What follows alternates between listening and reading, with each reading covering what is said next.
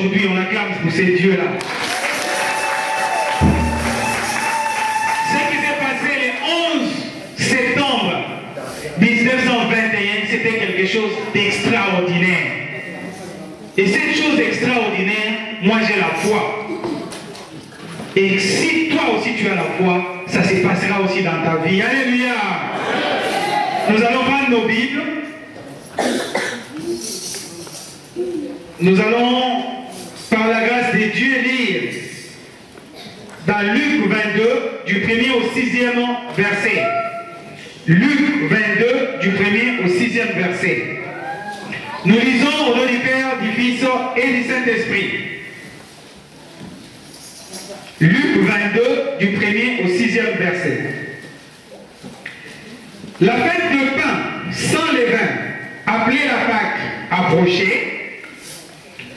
Les principaux sacrificateurs et les scribes cherchaient les moyens de faire mourir Jésus, car ils craignaient le peuple. Or, Satan entra dans Judas, surnommé Iscariote, qui était du nombre de 12. Et Judas alla s'entendre avec les principaux sacrificateurs et les chefs de garde sur les manières de leur livrer Jésus. Ils furent dans la joie et ils convinrent de lui donner de l'argent. Après s'être engagés, ils cherchaient une occasion favorable pour leur livrer Jésus à l'insu de la foule. Alléluia.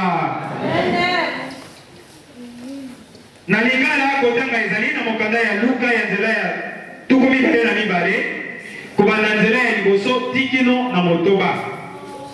Kotanga ezali boye eloko na kwanga ejangi fulu oyo ebyangami elekeli ezalaki kobelema banganga minene na bakomeli bazalaki koluka mayele na koboma ye mpo ete babangaki bato. Nde Satana akotelaki Yuda oyo abyangamaki moto na Keliota ye moko na bajomi na mibale. Akendaki kosolola na banganga minene na bakapitene soko akokaba ye na bango boni. Basepelaki mpe bandimaki na ye ete bapesa ye mosolo. Andimaki bongo mpe alukaki eposa malamu na kokaba ye na bango nde wana ezali ebele ete pe wana ezali ebele te. Alléluia. On va prier Dieu. Prions. Éternel Dieu tout-puissant, Dieu de gloire, nous te sommes reconnaissants parce qu'aujourd'hui c'est un jour exceptionnel. Un jour où toi Dieu tu t'es révélé sur ton peuple. Et rien que par la parole, tu as béni tous les peuples de cette contrée.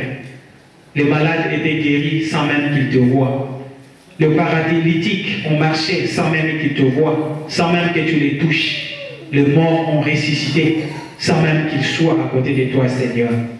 Et nous espérons, Seigneur, qu'en ces jours, tu feras pareil pour nous. Parce que nous croyons en ce même Dieu. Parce que ce même Dieu qui a fait ces miracles en 1921, le fera aussi pour nous, parce qu'il est le même hier, aujourd'hui et éternellement, Seigneur. En ces jours, Seigneur, moi qui suis choisi pour pouvoir délivrer cet échange, je ne suis qu'un simple pécheur. En moi-même, je ne puis rien dire devant ton peuple, Seigneur. Mais je sais que si toi, Seigneur, tu parles en moi, tu m'utilises comme simple instrument, ce qui sortira de moi, Seigneur, sera une parole de bénédiction. Ça sera une parole édifiante que ton peuple recevra et toute ta bénédiction se reposera sur eux. Au nom du Père, du Fils et du Saint-Esprit. Amen. Amen. Amen. Si on est dans la joie, on acclame ces dieux-là. On acclame ces dieux-là parce que moi j'ai la pleine conviction qu'aujourd'hui nous allons chercher les voies et moyens pour construire avec ces dieux-là. Alléluia. Amen. Notre thème d'aujourd'hui, c'est avec qui construis-tu ta vie chrétienne? Avec qui construis-tu ta vie chrétienne? La question paraît un peu difficile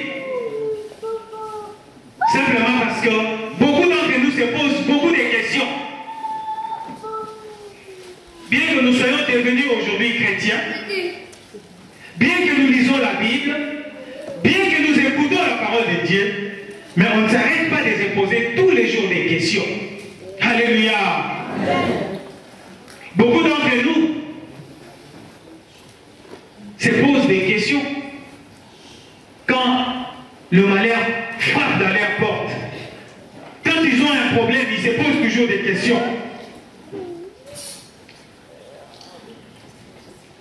Quand vous faites des choses, mais qui n'aboutissent pas, ou qui ne donnent pas des résultats escomptés, certaines personnes qui vont à l'église, qu'on appelle des chrétiens, se posent toujours des questions. Alléluia.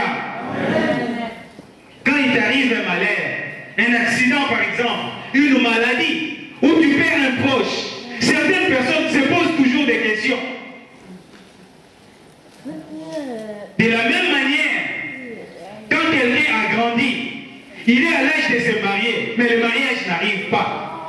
Quand quelqu'un s'est marié, il a envie d'avoir les enfants, mais les enfants n'arrivent pas. Quand quelqu'un arrive en Europe, il cherche des papiers, mais les papiers n'arrivent pas. Cette personne se pose toujours des questions. Alléluia. Alors, quel genre de questions on se pose le plus souvent? Il y en a qui disent, est-ce que Dieu vraiment me voit? Alléluia. Je sais que beaucoup d'entre nous se posent cette question. Est-ce que sur mon problème, Dieu se soucie-t-il de moi? Il y en a même à un certain moment se disent, est-ce que Dieu existe réellement? Alléluia. Il y en a même, s'ils n'ont pas de réponse, ils disent, je suis au bout. Nakomi na souka. Madame, vous savez, il y en a qui se posent toutes ces questions-là. Parce qu'il ne voit pas d'issue. Il va à l'église, il prie tous les jours, mais il n'a pas de réponse. Il se dit, mais si chez Dieu je n'ai pas de réponse, j'ai été dans le monde, je n'ai pas eu de réponse. Qu'est-ce que je vais devenir et qu'est-ce qu'il faut que je fasse? Alléluia. Aujourd'hui, laissez-moi vous dire que vous avez une réponse. Vous avez une réponse avec ces dieux-là qu'on va acclamer tout de suite.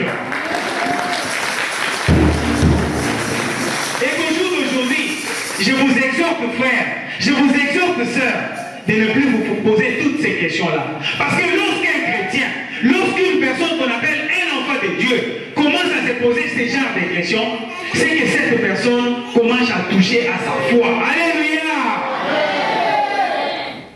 On n'est pas chrétien pour rien. On n'est pas enfant de rien pour rien, enfant de Dieu pour rien.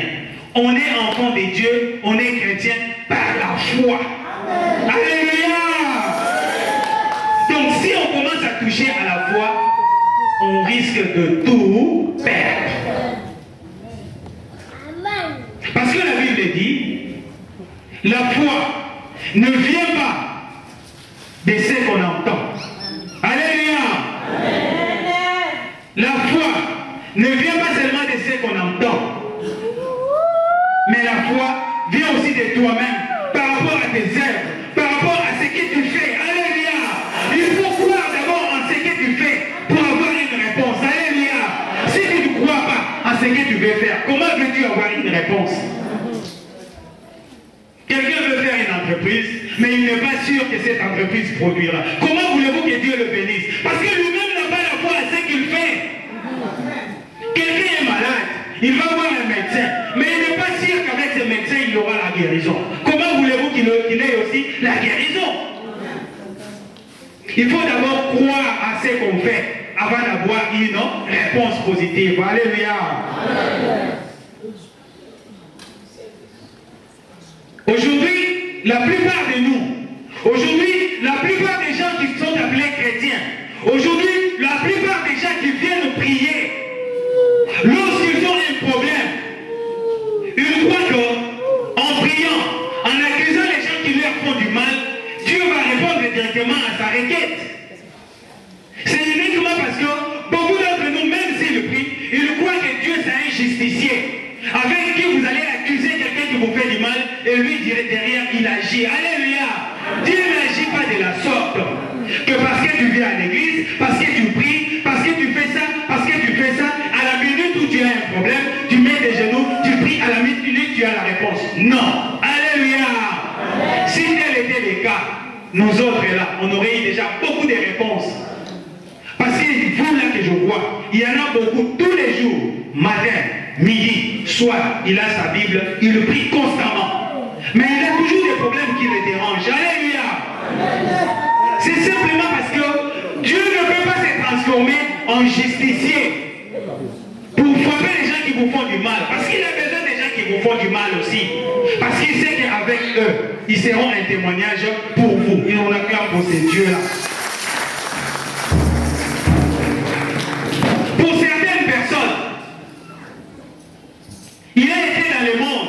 Il a fait tout ce qu'on peut faire dans le monde. Le mariage n'arrive pas. Il a sillonné toutes les boîtes pour trouver même un mari. Il n'a pas trouvé. Tous les Nganda, il n'a pas trouvé. Il dit peut-être chez Dieu j'aurai un mari. Peut-être chez Dieu j'aurai les enfants. Peut-être chez Dieu j'aurai le papier. J'aurai tout. Il vient chez Dieu. Alléluia.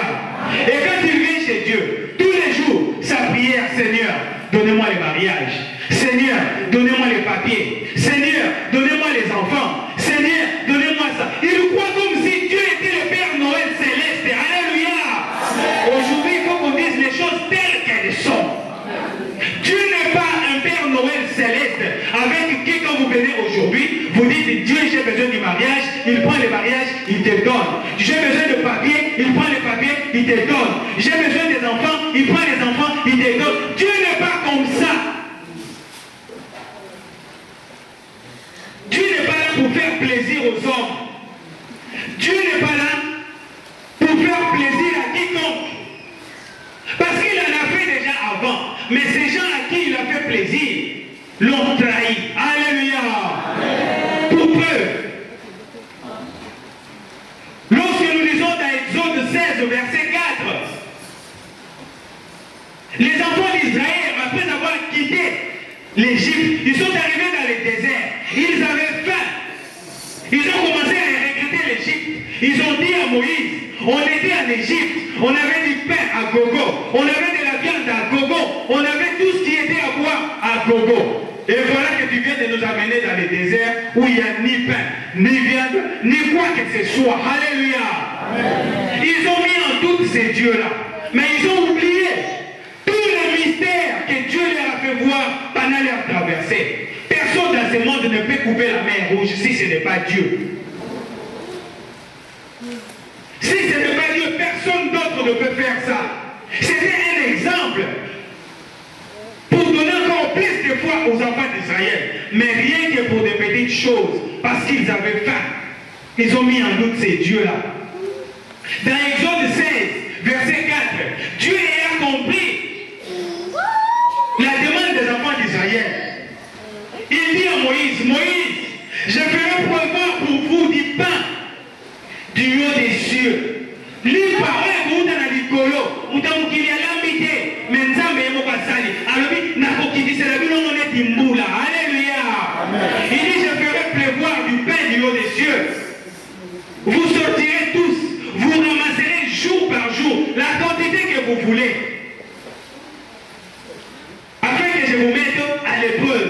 C'est-à-dire Dieu l'a fait uniquement pour mettre à l'épreuve les enfants d'Israël. Et derrière, à la fin, il dit, et que je verrai s'il marchera ou non sous ma loi. Alléluia. C'est-à-dire que Dieu veut dire que je leur donnerai à manger à gogo comme ils veulent. Pour leur montrer que je suis Dieu, qu'ils aient foi en moi. Mais à la fin, je verrai si ces gens-là, qui vont manger la nourriture que moi j'ai donnée parce qu'ils ont demandé, vont aussi respecter mes commandements. Alléluia. Pour vous dire que Dieu aujourd'hui, il est capable de te donner ce dont tu as besoin tout de suite. Mais derrière, est-ce qu'il est sûr que tu respecteras ses lois? Alléluia. S'il te donne ça tout de suite, tu ne fouilleras pas l'église parce que tu as eu ce que tu cherchais. Jésus-Christ aussi l'avait fait. Il a partagé 5 pains et 2 poissons dans de milliers de personnes. Les gens ont mangé jusqu'à ce que de paniers même sont restés. Papa Simon Kimbangu l'a fait quand il était en prison. Les prisonniers avaient faim. Ils ont dit à Papa Simon Kimbangu, on n'a rien à manger. Est-ce que tu ne peux pas demander à que rien que par la prière que Papa Simon Kimbangu a donné, ils ont eu des seaux de viande, des riz, de n'importe comment. Ils ont mangé à gogo. La nourriture qu'ils n'ont jamais mangé. Alléluia. Parce que c'est Dieu-là, il nous aide. Il est capable de le faire aujourd'hui pour toi. Il est capable de le faire aussi pour moi. On acclame ces Dieux-là.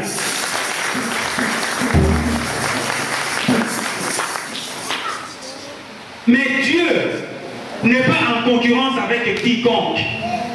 Dieu n'est pas en concurrence avec les gens de ce monde qui disent que ce qu'on n'est pas dans l'aïe, vite fait la pêchio. Dieu n'est pas comme tel. Dieu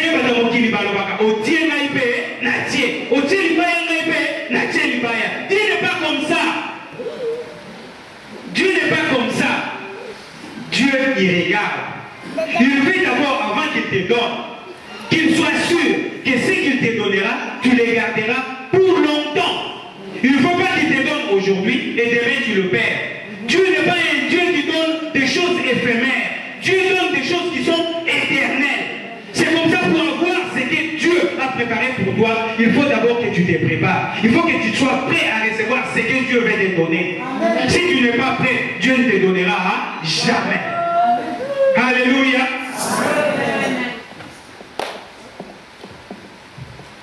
On a du mal de fois à s'en sortir parce que nous sommes des hommes de peu de foi. Nous sommes des hommes de peu de foi. Nous sommes irreconnaissants de foi en ce que Dieu fait pour nous. C'est pourquoi quand Dieu nous regarde, il dit, je vois les besoins des enfants. Je vois ce qu'ils veulent dans leur vie. Mais je ne peux pas leur faire plaisir comme ça. Parce que si je lui donne de l'argent tout de suite, il oublie même que les dimanches, il faut aller à la prière. Les samedis, il était dans la boîte, en train de gaspiller champagne, whisky. Si tu donnes le mariage, la raison c'est que n'allez pas quitter, papa n'a pas repasser les. Mais quand tu n'avais pas le mariage, du matin, midi, soir, tu étais à l'église. Quand tu n'avais pas d'enfants, le matin, midi, soir, tu étais là. Dès que tu as les enfants, la raison c'est que alléluia.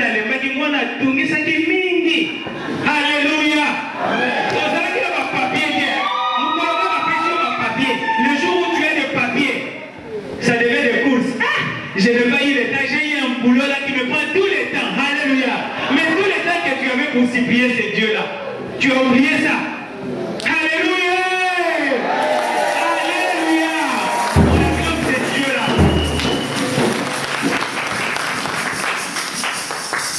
Vous savez, on ne vient pas chez Dieu pour un intérêt. Il n'y a pas d'intérêt chez Dieu. L'intérêt de Dieu sur nous, c'est que nous soyons répandus, que nous soyons de nouvelles personnes, que nous soyons différents de ce que nous étions enfants. C'est comme ça que Dieu, pour qu'il te donne, il veut d'abord faire un travail avec toi. Il veut construire avec toi. Construire quelque chose dans l'amour. Construire quelque chose dans la bonté. Et que sa miséricorde et sa grâce reposent en toi. En ce moment-là, tu auras tout ce que tu veux. Parce qu'il sait qu'il est sûr de toi. La fondation est bien faite. Alléluia. Vous savez, moi je compare toujours notre vie. La vie que nous menons à l'église. La vie chrétienne que nous menons. Des fois, moi je la compare avec une maison. Vous savez, quand vous avez une maison, cette maison est ficelée. Cette maison a des défauts. Cette maison a des travaux à faire. On a besoin de qui pour faire ce boulot-là? Non, on n'a pas besoin d'un maçon. On a besoin d'un architecte. Alléluia! Vous savez, on a besoin d'un architecte. L'architecte viendra pas pour commencer à faire des réparations, non. L'architecte viendra pour faire l'estimation des dégâts. Il vient, il regarde la maison, il fait l'estimation, il dit, ici, ça a été mal fait parce qu'il y avait ça. Là, c'était mal fait parce qu'il y avait ça. Là, l'électricien avait mal fait parce qu'il y avait ça. Et quand il finit de faire ses estimations, qu'est-ce qu'il fait? Il va voir les propriétaires. Il dit, je fais l'estimation. C'est à toi de voir par rapport à l'estimation s'il faut réparer la maison ou la démolir. Alléluia! C'est pareil que Dieu. Toi et moi, nous sommes des maisons ficelées avec beaucoup de défauts.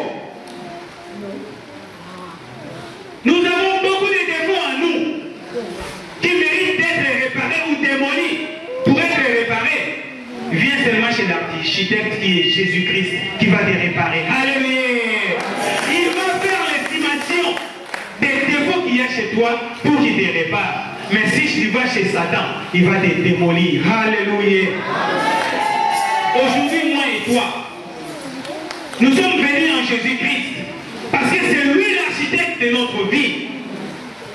Il veut que nous soyons réparés.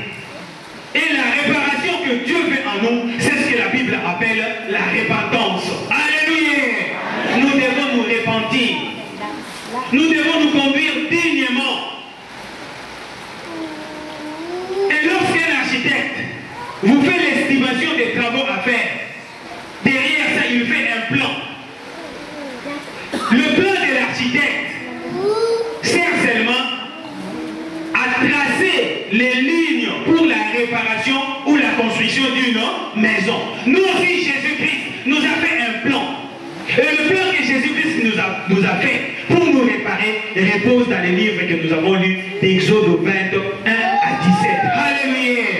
Dans la réparation, Jésus-Christ nous dit, je vous connais, vous êtes mes enfants, mais vous devez marcher selon ma loi. Que vous n'aurez pas d'autre Dieu devant ma face. Mais vous qui veulent avoir des choses en Dieu, vous venez prier. Derrière, vous fréquentez les marabouts. Qui sont d'autres dieux pour vous? Derrière, vous fréquentez les magiciens. Derrière, vous fréquentez les gangas. Derrière, vous faites ça. Et devant, vous venez pour dire que non, Dieu bénis-moi. Je cherche les papiers. Dieu bénis-moi. Je cherche les mariages. Vous ne l'aurez pas. Alléluia. Parce que le plan que Dieu est en train de tracer pour toi, pour ta repentance, tu ne la respectes pas. Alléluia. Toujours dans Exode, il dit, tu ne tueras pas. Mais toi, tu es la première à tuer. Tuer, ce n'est pas seulement prendre l'arme et tuer. Tuer, ce n'est pas seulement prendre le couteau, tuer. Non. Les avortements que nous faisons, c'est tuer. Parce que cette personne que toi, tu as tuée là, tu ne sais pas que peut-être c'était le sauveur du Congo. Alléluia. Mais toi, tu l'as sacrifié. Nous devons nous repentir. On dit on ne volera pas. La Bible nous dit on ne dérobera pas. Mais nous sommes les premiers. Nous sommes les premiers à voler dans des magasins. Nous sommes les premiers à voler même dans ce que nous faisons. Alléluia. Frères, sœurs, toutes ces pratiques-là font partie du plan de repentance. Si tu ne le laisses pas, tu chercheras la bénédiction partout. Tu ne l'auras jamais. Alléluia. Toujours dans Exode 20, c'est des plans que Dieu nous a donnés qu'on doit respecter. Il dit, tu ne convoiteras pas. Biso na biso awa zuwa. Omona muninga ne lokote. Omona muninga azwate. Soki ka zui ya la sakani. Alléluia. Oh. Mais soki ya zui, c'est pas là pour yobe mukolo na yo kokozwa. Alors, pour rien de foi, mais nous ne sommes pas nés le même jour. Nous ne sommes pas nés le même jour. Nous ne sommes pas nés dans le même hôpital. Nous ne sommes pas, on n'a pas été engendrés par le même médecin qui a pu consulter ma maman. C'est pas le même qui t'a consulté. Donc ça signifie que toi et moi, on n'aura pas tous les mêmes jours. Moi j'ai mon temps, toi aussi tu as ton temps. Alléluia. Tout le monde a la jalousie à l'ensemble. Jésus-Christ a été sacrifié par les hommes de Dieu, rien que par jalousie. Alléluia. Parce que le message qui est passé Jésus-Christ ne pouvait pas être différent du message que passaient les hommes de Dieu. Mais ils l'ont sacrifié. C'est par jalousie, c'est par haine. On y arrivera. Alléluia.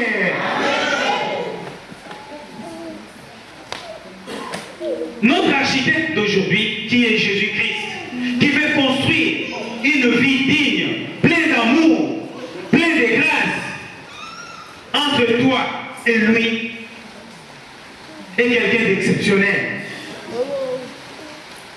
Aujourd'hui, il t'a choisi toi. Vous savez, un entrepreneur, même s'il a fait ses plans, il y a des architectes, frères et sœurs, des architectes qui ne savent même pas poser des briques. Il y a des architectes, il est architecte, il te fait un plan merveilleux. Mais pour faire le brique, il ne sait pas. Donc pour faire quelque chose, il a besoin aussi Voilà. Donc, un architecte a toujours besoin des entrepreneurs et des ouvriers. Alléluia. Donc, pour construire avec un entrepreneur, il faut qu'il ait avec un architecte, il faut qu'il trouve des entrepreneurs et des ouvriers. Et notre architecte t'a choisi toi comme entrepreneur. Il t'a choisi toi comme ouvrier dans sa maison. Nous sommes là tous ensemble pour construire quelque chose dans l'unité. Nous sommes là tous ensemble pour construire un monde parfait où personne n'aura de jalousie avec les autres, où personne n'aura de haine envers les autres, où personne ne cherchera à faire du mal à l'autre, mais un monde qui sera basé dans l'amour. L'amour, c'est quelque chose de plus grand. L'amour, c'est quelque chose de plus merveilleux que Dieu nous a donné. Si nous bâtissons l'amour dans notre vie, si nous bâtissons l'amour dans ce que nous faisons, on n'aura pas de souffrance. Parce que si tu as un problème, dans l'amour que j'ai envers toi, Dieu m'utilisera pour être une solution sur toi. Alléluia. Les solutions ne tomberont pas du ciel.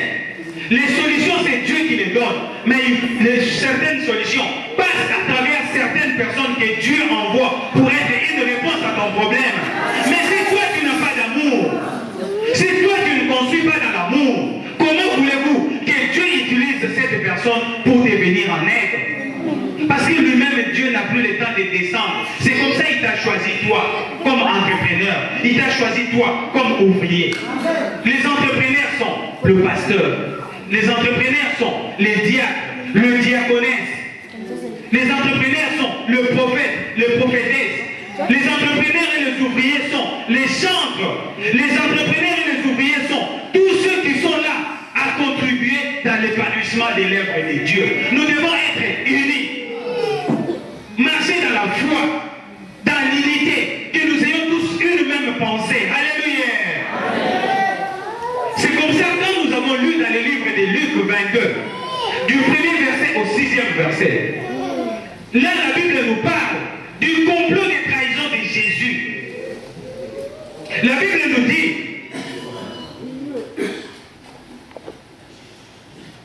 que Judas était un des apôtres de Jésus. Alléluia.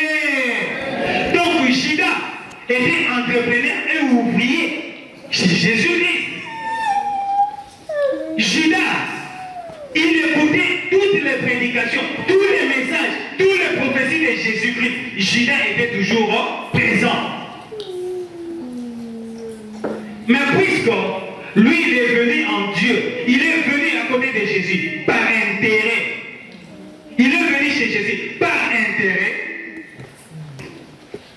Satan l'a utilisé. Alléluia.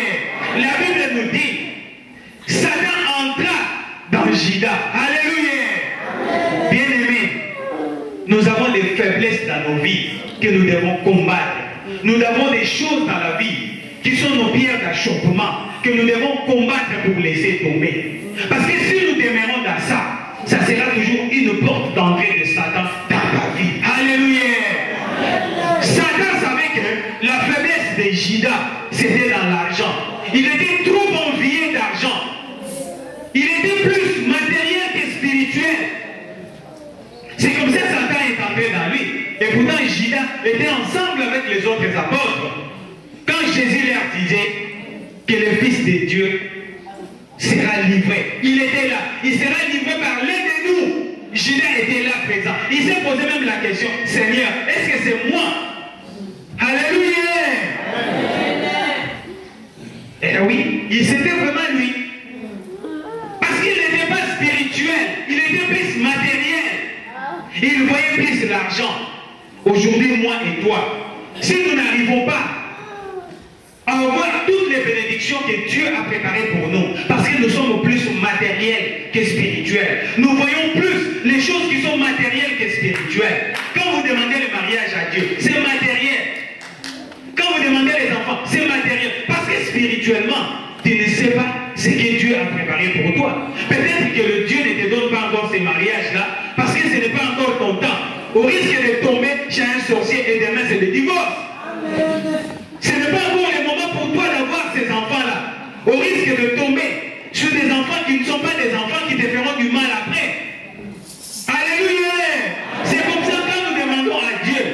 devons demeurer dans la patience pour que nous ayons quelque chose de parfait et de spirituel. On acclame pour ces dieux-là.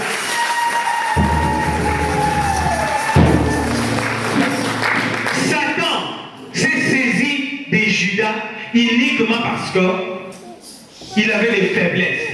Toi aussi, frères et sœurs, tu as des faiblesses. Aujourd'hui, dans ton couple, tu as des soucis. Aujourd'hui, dans ton couple, tu as des problèmes. Aujourd'hui, dans ton travail, tu as des problèmes. Réfléchis. Réfléchis. Dis, qu'est-ce que je ne fais pas bien dans mon couple qui fait que chaque jour, nous ayons toujours des problèmes. Alléluia. Mais si vous trouvez comment que ça ne va pas, la femme appelle ton mari, ou le mari appelle ta femme. Mettez-vous ensemble. Dis, ma femme, mon mari, je sais que je t'aime beaucoup. Je veux que nous restons ensemble. Mais je ne comprends pas. Aujourd'hui, on est bien. Demain, ça ne va pas. Aujourd'hui, on est bien. Demain, ça ne va pas. Je veux qu'on mette sur la table aujourd'hui. Vous prenez un papier. Vous mettez sur la table. Vous commencez à noter.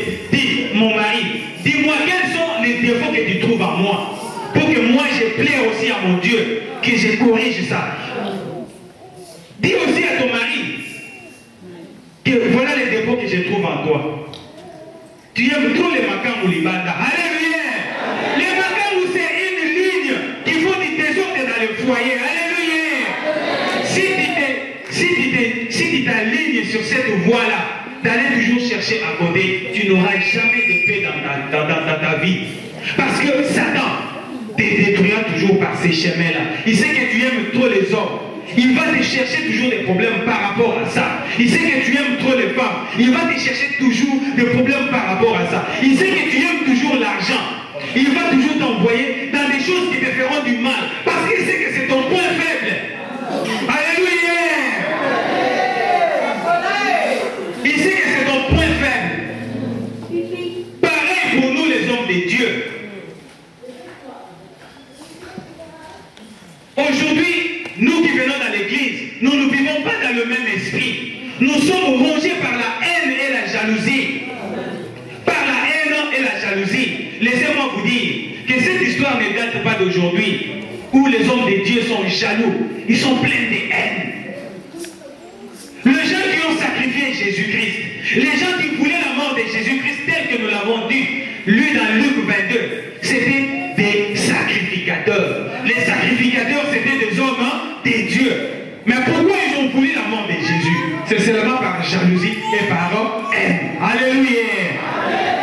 Aujourd'hui, je vais vous dire aussi que Papa Simon Kimbangu veut construire avec toi.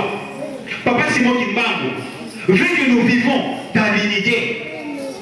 Lui aussi, il a été trahi toujours par le même jour. Non. C'est quelque chose qui a commencé avant. Parce qu'il nous voyait déjà qu'il y aura quelqu'un qui viendra. Alléluia. Avant 1885, avant 1885, le nom de Papa Simon Kimbangu était déjà cité. Lorsqu'un enfant meurt, lorsqu'un enfant est malade, le parent, qu'est-ce qu'il faisait dans le village? Il sortait l'enfant, il soulevait l'enfant en haut comme ça, et il disait Kimbangu ressuscite l'enfant. Alléluia. Ces noms-là existaient déjà. Et ces noms-là avaient des effets lorsque vous les citez. En 1885, lors de la conférence de Berlin, ils se sont partagés l'Afrique. Les Belges ont eu la République du Congo. Ce n'est pas par hasard qu'ils ont voulu exceptionnellement avoir la République du Congo. C'est parce que déjà avant, ils ont vu quelque chose d'extraordinaire qu'ils suivaient. Vers 1880, en RDC, le Belge qui était là, qui était des colons, ont vu passer dans les ciels ce que les gens ont vu quand Jésus-Christ était né. L'étoile filante qu'on appelle Mbouetete. Alléluia. Malgré qu'ils étaient, ils ont commencé à suivre cette étoile filante depuis 1880. Ils ne savaient pas où cette étoile filante était tombée. Mais ils ont vu seulement que l'étoile filante est tombée dans le bas Congo. Mais ils ne savaient pas exactement c'était dans quel village. barrières lorsque quelqu'un veut aussi faire des barrières à Dieu. En 1885, quand ils se sont partagés l'Afrique, les Belges ont décidé de continuer cette mission-là. Ils ont dit, là où l'étoile filante est tombée, c'est là où nous allons combattre. Pour eux, ils ont dit que l'étoile filante est tombée dans un village qu'on appelle Madimba. Madimba, ce n'est pas le Madimba qui est sur la route nationale de Matadi vers les Mantangu. Non. Il y a deux Madimba. Il y a l'autre Madimba, quand vous prenez la route de Mbanzangoumou pour aller vers Gombe Matadi, il y a un village là-bas qu'on appelle Madimba. Dans ce village-là, quand vous y allez, même aujourd'hui, vous verrez, comment je peux appeler ça, vous verrez les armes lourdes. Tu vois des guerres mondiales de l'époque là. Vous verrez exposées comme on le voit dans les autres villes ici, comme à Bourg-la-Reine, à l'entrée de Bourg-la-Reine. Il y a un char de combat avec des arsenals militaires exposés. Dans ces villages-là aussi, quand vous y allez aujourd'hui, vous verrez ces arsenals militaires. C'était planté là-bas pour suivre l'étoile filante qui était tombée là. Ils ne savaient pas où c'était. Ils se sont plantés là. Ils ont dit, puisque c'est dans cette contrée ici que cette étoile filante est tombée, nous allons suivre pour voir qu'est-ce qui est tombé là. Après avoir planté là, ils ont dit aux missionnaires catholiques et protestants, ils disent, nous allons rester ici avec nos armes. Vous avancez vers Gombe Matadi, vous avancez vers Gombe Lutete et construisez des missions. Et avec ces missions-là, prêchez la parole de Dieu de manière à ce que nous, ces gens-là, nous les inculquons la Bible. Parce que si ce que nous voyons est vrai, vous aurez du mal à maîtriser ces peuples-là. Vous ne pouvez maîtriser ces peuples-là que par la parole de Dieu. Il faut leur apprendre que l'homme noir n'a pas besoin de richesses parce qu'il aura la richesse chez Dieu. Alléluia. Malgré ce qu'il faisait, cela n'a pas empêché que la promesse de Dieu s'accomplisse dans cette contrée-là. C'est comme ça, le 12 septembre 1887, Papa Simon Kimbangu naîtra en Kamba. C'est non loin de là où ils ont planté les arbres, là où ils ont posé les missions. C'est là où Papa Simon Kimbangu est né. Aujourd'hui, laissez-moi vous dire, Papa Simon Kimbangu est né là-bas, ce n'est pas par hasard. Parce que les parents de Papa Simon Kimbangu ne sont pas originaires d'Nkamba. Ils ne sont pas originaires d'Nkamba. Personne ne sait d'où sont venus les parents de Papa Simon Kimbangu. Ce qui s'est passé vers Nkamba, de la naissance de Papa Simon Kimbangu jusqu'à ce qu'il a grandi, c'est des choses qui sont exceptionnelles et extraordinaires. C'est comme ça quand vous lisez même dans l'histoire du Congo, il n'y a que la partie d'Nkamba vers Nkamba, où les colons ont beaucoup frappé, où les colons ont exporté les gens. Il y a eu trop de déportations à cause de ça. Mais aujourd'hui, je ne vous parlerai pas de la naissance de Papa Simon Kimbangu. Mais aujourd'hui, plutôt, je vous parlerai de l'arrestation de Papa Simon Kimbangu. L'arrestation de Papa Simon Kimbangu n'a pas été fait par hasard. Ça a été comploté aussi par les hommes de Dieu. Comment les hommes de Dieu ont comploté pour l'arrestation de Jésus-Christ. Alléluia. Je vais vous dire ce qui s'est passé en Kamba avant l'arrestation de Papa Simon Kimbangu. Pour vous dire que les chemins que nous suivons aujourd'hui, la personne que nous citons des noms aujourd'hui, c'est quelqu'un en qui, si nous faisons foi, si nous prions, par lui, Dieu fera des grandes choses sur toi. Dès qu'il a fait sur lui, il le fera sur toi aussi. Alléluia. Parce que le Belge à l'époque était trop fort. Aujourd'hui, nous voyons en France, si tu tues quelqu'un, dans moins de 2 mois, ils mettent en marche toutes sortes de recherches, toutes les batteries pour trouver la personne qui a tué. Alléluia. Et à plus forte raison à l'époque, les Belges n'étaient pas incapables d'arrêter Papa Simon Kimbangu à la minute qu'ils le voulaient. Mais pourquoi ils ne l'ont pas fait? Parce que le temps n'était pas encore là. Et les Belges n'ont jamais arrêté Papa Simon Kimbangu. Papa Simon Kimbangu s'était lui-même livré. Alléluia. La première tentative, ils ont voulu arrêter Papa Simon Kimbangu. C'était le 6 juin 1921. Le 6 juin 1921, très tôt le matin, Papa Simon Kimbangu était en plein kilt. Il était en plein kilt. Quand les militaires sont venus avec Morel pour arrêter Papa Simon Kimbangu, le 6 juin, Mais avant cela, Papa Simon Kimbangu, dans ses cultes matinales là, il avait déjà dit à ces gens, il dit, je vous exhorte frères, je vous exhorte sœurs, que nous devons demeurer dans l'amour. Nous serons combattus, mais jamais battus. Ce que nous allons vivre aujourd'hui, dites-vous bien que Dieu ne nous abandonnera jamais. Aujourd'hui, laissez-moi te dire, les gens peuvent te combattre, les gens peuvent penser tout ce qu'ils pensent pour toi, mais sache que si tu es en Dieu, ce Dieu-là ne t'abandonnera jamais. Alléluia. Papa Simon Kimbangu l'avait dit aussi le 6 juin. Il dit, ceux qui trouvent qu'ils ne peuvent pas résister aux menaces que nous allons avoir, il est temps pour nous de séparer. C'est le moment que celui qui ne veut pas vivre ça quitte Nkamba.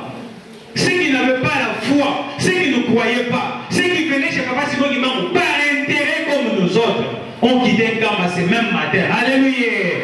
Et vers 9h, le convoi militaire, une centaine de militaires sont arrivés en Nkamba pour arrêter Papa Simon Kimbangu. Alléluia. Et pourtant, Papa Simon Kimbangu avait dit que personne ne touche à ces gens-là qui viendront. Mais mon toazaka ka moto. Tant la moyenne de Bakanaki, Papa Simon Kimbangu, Bazou nié, Papa Simon Kimbangu na makolo. Bazou nié des films pour pas que de naïe. C'est comme toi, c'est comme moi. Moi aussi à sa place, je ne résisterai pas. Ils ont commencé à menacer ces militaires-là pour qu'ils lâchent Papa Simon Kimbangu. Ces militaires-là ne voulaient pas lâcher. Et quand ils ont vu qu'ils étaient trop menacés, qu'est-ce qu'ils ont fait? Ils ont sorti leurs armes. Ils ont commencé à tirer sur la population. Mais à chaque fois qu'ils tiraient, pouf! Au lieu que ça sorte les cartouches, c'est de l'eau qui sortait de ces fusils-là. On acclame pour ces dieux-là. Vous pouvez arrêter les corps, mais l'Esprit de Dieu qui fait en nous, on ne l'arrêtera jamais. C'est de l'eau qui sortait. Ils sont devenus inoffensifs à tel point que ils ont arrêté Papa Simon Kimbangu. Ils ont mis les mains derrière. Ils sont allés le mettre dans une petite cabane là pour juste expulser tout le peuple qui était là avant d'amener Papa Simon Kimbangu. En ce moment-là, les autres n'ont pas résisté. Ils ont tapé sur un militaire. Et ce militaire-là, quand il a touché sur sa gatelle, c'est une cartouche qui est sortie. Alléluia. Et cette cartouche, quand elle est sortie, cette cartouche est allée tuer un petit enfant qui était même caché sous les herbes en Kamba. La maman du petit est sortie de sa cachette avec le bébé. Elle-même aussi était touchée. Courir vers Papa Simon Kimbangu pour dire que j'ai été touché, Seigneur, aide-moi. Et à la minute, Papa Simon Kimbangu a guéri cet enfant et cet enfant a marché comme normal. On acclame ces dieux-là. Mais c'est comme je vous ai dit, Jésus-Christ s'est livré uniquement parce qu'il fallait accomplir la parole qui est écrite dans les livres d'Ésaïe. Alléluia. Parce que s'il ne voulait pas qu'on l'arrête, personne n'allait l'arrêter aussi.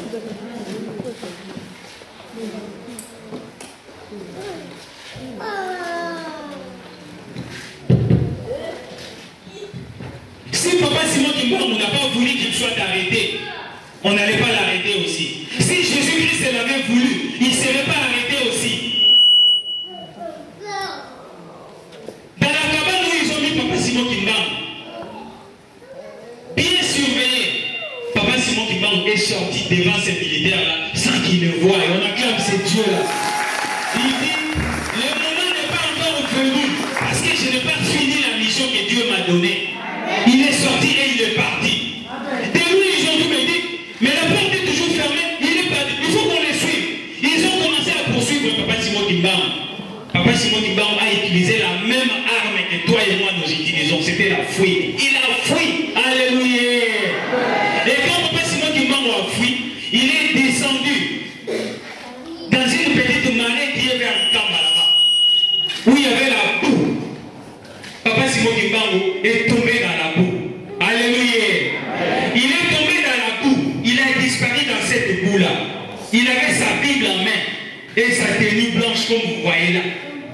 Il est tombé dans cette boue. Les militaires ont cherché, ils ont cherché, ils ne l'ont pas trouvé. Ils sont rentrés en Nkamba. et Papa Simon Kimbangu est sorti de la boue. Quelqu'un qui est tombé dans la boue, il est sorti. Sa Bible est devenue encore plus blanche que blanc avant. Alléluia. Ses vêtements sont devenus encore plus propres que la propriété elle-même. Et quand il est sorti, il a pris le chemin d'exil dans un village qu'on appelle Mbanzansanda. Alléluia. Je vous raconte l'histoire parce que cette histoire est très importante. Il y a que des journées comme ça où on peut brosser en quelques lignes l'histoire de Papa Simon Kimbangu. Papa Simon Kimbangu est parti depuis le 6 juin jusqu'au 10 septembre 1921 en Mbanzansanda. Il n'est pas resté tout seul là-bas. Il était avec ses disciples, comme le maman Mikala, qu'on appelle maman Mikala, le papa Ndangi Pierre, et les autres, les Tadam Finangani. Ils étaient tous là en Mbanzansanda, du 6 juin au 10 septembre 1921. Et le 10 septembre 1921, qui était un samedi comme hier, alléluia, c'était un samedi comme hier, le 10 septembre 1921. Papa Simon Kimbangu, lors d'un culte matinal, il commence à s'adresser aux populations qui venaient en Mbanzansanda à l'écouter et prendre la guérison. Il dit, mon heure est arrivée. Je vous fais des adieux parce que je suis obligé de quitter Mbanzansanda aujourd'hui et aller me livrer aux gens qui me cherchent. Alléluia. Je vous dis, frères, sœurs, le Belge était capable d'envoyer des contingents de militaires partout dans tous ces villages-là pour trouver Papa Simon Kimbangu. Mais ils étaient incapables de le faire parce que Dieu n'a pas permis que cela se fasse. Parce qu'il n'a pas fini sa mission. Alléluia. Papa Simon Kimbangu fait ses adieux à toutes ces populations-là. Il dit, moi je vais rentrer en Kamba aujourd'hui. C'était le 10 septembre. Et dans les adieux, il dit, l'Esprit m'a révélé que le temps de me livrer aux autorités est arrivé. Avec mon arrestation, commencera une période de persécution pour moi et nombreux d'entre vous. C'est depuis ce jour-là, le 10 septembre, que Papa Simon Kimbangu avait annoncé ça. Il dit, voyez tout ce que Dieu a fait à travers nous. Nous devons demeurer fermes, car le Seigneur ne nous abandonnera jamais. Aujourd'hui, laissez-moi te dire que malgré toutes les souffrances, malgré tout ce que vous êtes en train de vivre, restez dans la foi. Cherchez à construire votre vie chrétienne en Jésus-Christ. Et ce Jésus-Christ-là ne vous abandonnera jamais. Papa Simon Kimbangu l'a dit, on acclame pour ce Dieu-là. La deuxième chose que Papa Simon Kimbangu leur a dit ces jours-là, il dit, je ne vous laisserai pas autre chose que la Bible. À chaque fois que vous avez un problème, lisez-la constamment. C'est là où vous avez toutes les réponses. Et c'est cette même Bible qu'aujourd'hui, moi et toi, tous les jours qu'on vient à l'église, on continue à nous lire. On nous recommande de lire sans cesse la parole de Dieu. Parce que c'est la parole de Dieu qui donne la vie. Et Papa Simon Kimbangu l'a recommandé à ces gens-là aussi. C'est ces jours-là où Papa Simon Kimbangu a dit, je sais que ça vous sera difficile, mais les jours à venir, l'homme blanc deviendra noir et l'homme noir deviendra blanc. Il continue même dans son message. Il dit, je ne vous dis pas que vous changerez de peau et de sang.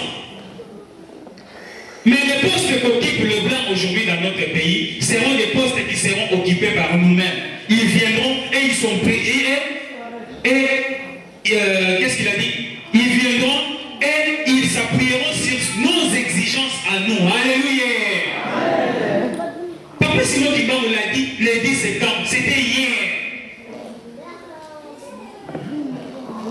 Il dit derrière, il dit, je sais que ça sera difficile pour vous, mais je vous dis seulement, ne faut pas haïr ces gens-là. Il faut leur donner de l'amour. Parce qu'ils ne le font pas d'eux-mêmes, mais ils le font parce que la parole de Dieu doit s'accomplir. Alléluia. Jésus-Christ l'avait dit aussi. Le Fils de Dieu sera arrêté et crucifié pour que s'accomplisse la parole de Dieu. C'est écrit dans le livre d'Ésaïe. Et c'est ce même jour que Papa Simon Kimbangu a prophétisé pour dire aux gens, sera construit un grand temple. Et ce temple-là, le blanc l'ont vu. Avant 1885, ils ont vu ce temple-là construit. Mais ils ne savaient pas c'était où. C'est comme ça qu'ils se sont dirigés à côté. Quand les gens ont entendu Papa Simon Kimbang, c'était ce temple-là, parler de la sorte, les gens ont eu des larmes aux yeux. Les gens ont pleuré. Mais Papa Simon Kimbang a dit, pleurer ne résout rien. Laissez-moi me livrer pour que vous soyez délivrés. Alléluia. Papa Simon Kimbang a quitté Manassa dans ce 10 septembre-là. Il est allé dormir dans un village qu'on appelle Mbuntu. Le village de Mbuntu, c'est un village qui est non loin de Gombe-Matadi. C'est là où il a dormi. Quand il est arrivé dans ce village, tous ceux qui venaient en Kamba pour chercher Papa Simon Kimbang, pour chercher la bénédiction, pour chercher la guérison, savaient que Papa Simon Kimbang était en Mbuntu. Le lendemain matin, le 11 septembre, comme la date d'aujourd'hui, le matin comme ça là, dans le culte matinal, il y avait un monde fou qui sont venus voir Papa Simon Kimbang à Gombe-Matadi. Et pourtant à Gombe-Matadi, c'est là où il y avait la mission catholique. Et à Gombe-Matadi, à Gombe-Lutete, c'est à côté de Gombe-Matadi, c'est là où il y avait la mission protestante. Mais Papa Simon Kimbang est venu jusque-là, il a célébré son culte matinal. Vous voyez qu'il n'avait pas assez de temps parce qu'il devait rentrer en Kamba et se livrer. Il a regardé les gens qui étaient à travers lui. Il y avait un monde fou. Il a regardé. Il y avait des gens qui étaient encore en route, qui venaient vers Papa Simon Kimbang avec des cadavres dans des chipois qu'on appelle ça. Il y avait des gens malades qui ont fui vers Gombe-Matadi où était Papa Simon Kimbang. Papa Simon Kimbang a eu compassion et il a fait une prière. Et la prière que Papa Simon Kimbang a fait ces jours-là du 11 septembre, j'aimerais que toi et moi aujourd'hui, nous soyons concernés par cette prière. J'aimerais que la prière que Papa Simon Kimbang a fait ces jours-là à Gombe-Matadi te touche toi aussi. Que cette prière soit une solution pour toi aussi. Alléluia. Papa Simon Kimbang nous dit dans sa prière, il y a des milliers de personnes qui cherchent ta guérison, Seigneur. Mais nous pouvons les toucher tous. Mais ils savent que ce n'est pas en les touchant qu'ils obtiennent la guérison. Mais à cause de ton amour, ta miséricorde et ta grâce. Alléluia. Aujourd'hui, laissez-moi te dire, ce n'est pas que papa Mam, ce n'est pas que maman Maïka, ce n'est pas que maman Massala, ce n'est pas que maman Koukou, ce n'est pas que papa Jackson, ce n'est pas que papa Paul doit d'abord te toucher pour obtenir la guérison. Non, ce n'est pas eux qui donnent la guérison, mais la guérison, les réponses que nous avons, c'est Dieu qui nous les donne parce qu'il compatit dans notre malheur. Alléluia. Papa Simon Kimbang a vu ces gens-là qui venaient, les cadavres-là qui quittaient de loin pour venir. Il dit, ils sont encore loin. Mais Seigneur, moi je sais que ce n'est pas parce que moi je les touche qu'ils sont guéris. Non, mais c'est parce que toi, ta miséricorde et ta grâce reposent sur moi que ces gens-là ont la bénédiction. J'aimerais qu'aujourd'hui que toi tu te dises que par ta foi, Dieu t'a sauvé. Par ta foi, tu auras une réponse à ton problème. Par ta foi, tu construiras avec Jésus. Alléluia.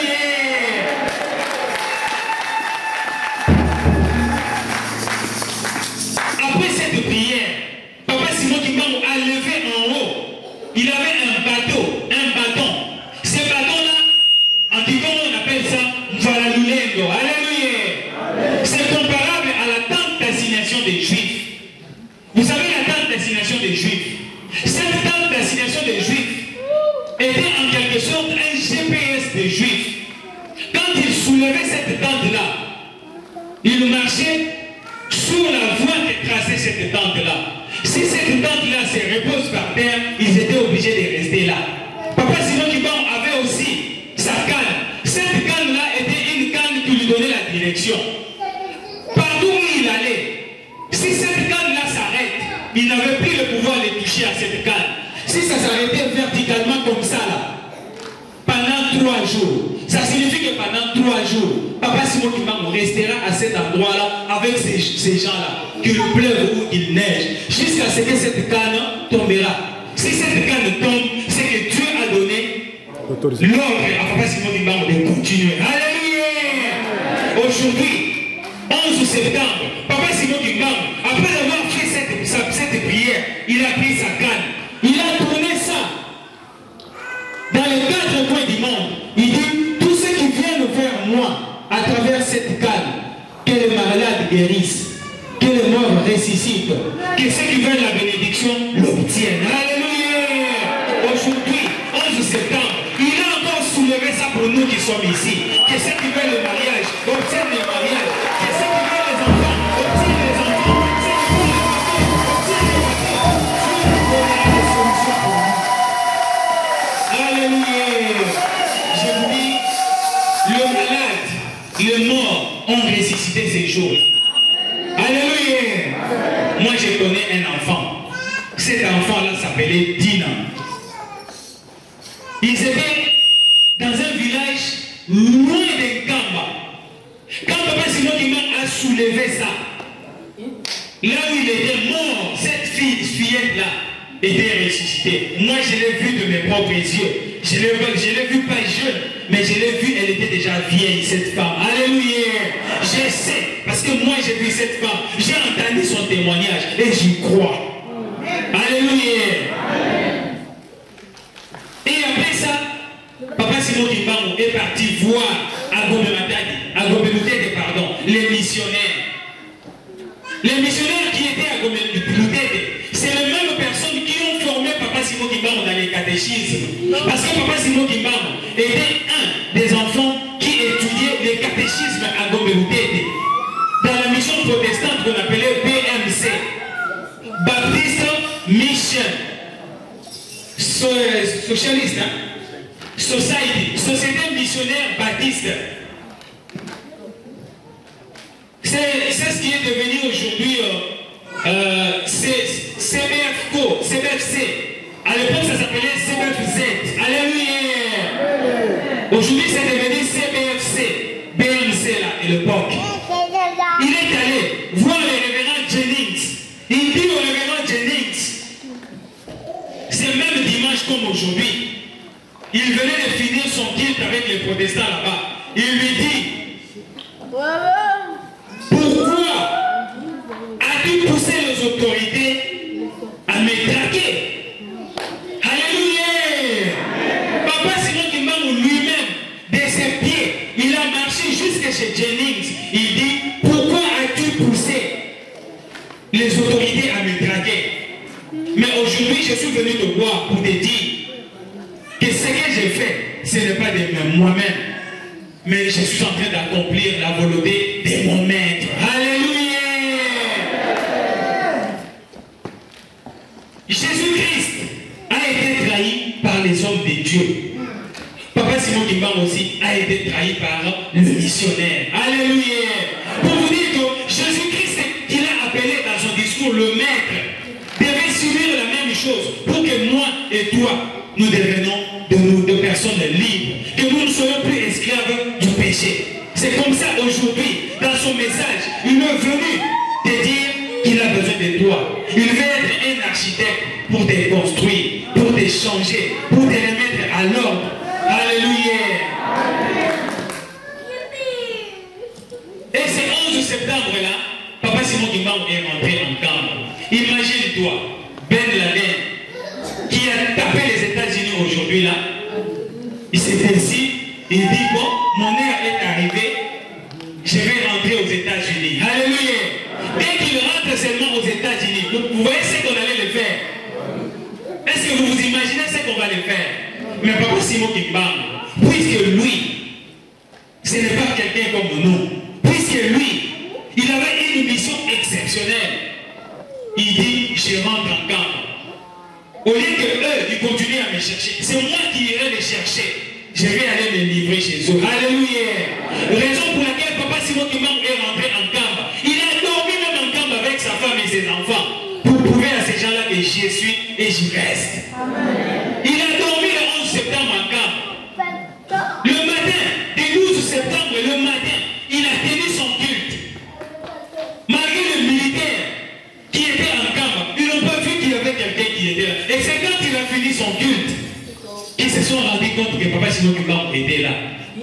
Et il est venu, il dit, vous me cherchez, je suis là. Alléluia.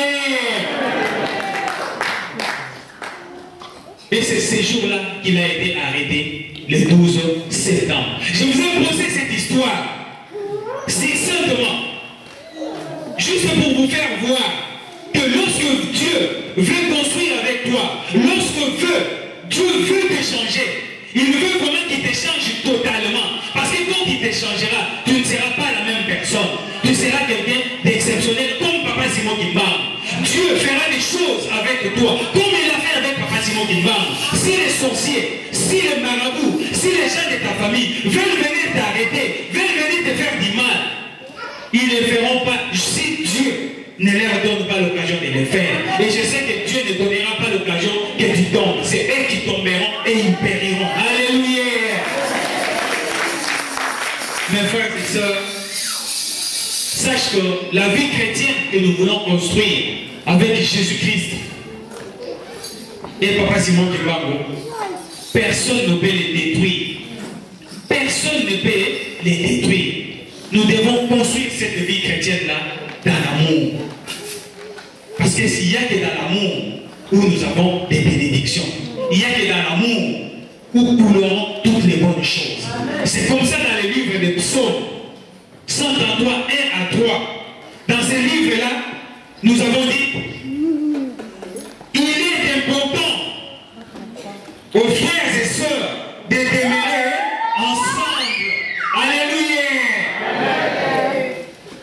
Il est important aux frères et sœurs de demeurer ensemble. Demeurer ensemble, ce n'est pas dormir dans la même maison. Ce n'est pas venir tous dans la même église, mais avoir un même esprit. Nous aimer les uns les autres. Quand nous nous aimons, les bénédictions couleront de la tête jusqu'aux pieds. Comme l'huile qui a été versée sur la tête d'Aaron, qui a coulé dans la tête jusqu'aux pieds. Alléluia. Et à la fin, on nous dit, car c'est là que l'Éternel envoie la bénédiction, la vie pour l'éternité. On acclame pour ces dieux-là. Je vous dis, lorsque nous construisons avec Jésus-Christ, nous mettons l'amour devant. Tout ce dont nous avons besoin viendront de soi-même. Il n'y a que l'amour qui peut encore nous donner tout ce dont on a besoin. Ce n'est pas en pleurant, ce n'est pas en se posant des questions, mais il y a que dans l'amour, dans la foi. Vous croyez en ces dieux-là, vous mettez l'amour, vous mettez en application les 10 commandements que nous avons lus ici, que nous avons lâchés ici comme le plan tracé par notre architecte. Nous verrons les bénédictions de Dieu au nom du Père, du Fils et du Saint-Esprit.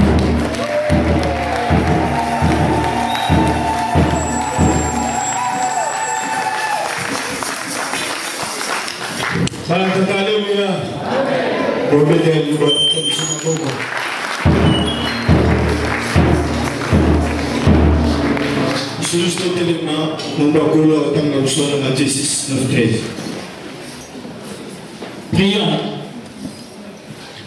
Notre Père qui es aux cieux, que ton nom soit sanctifié, que ton règne vienne, que ta volonté soit faite sur la terre comme au ciel. Donne-nous aujourd'hui notre pain de ces jours. Pardonne-nous nos offenses comme nous pardonnons à ceux qui nous ont offensés. Ne nous soumets pas en tentation, mais délivre-nous du malin.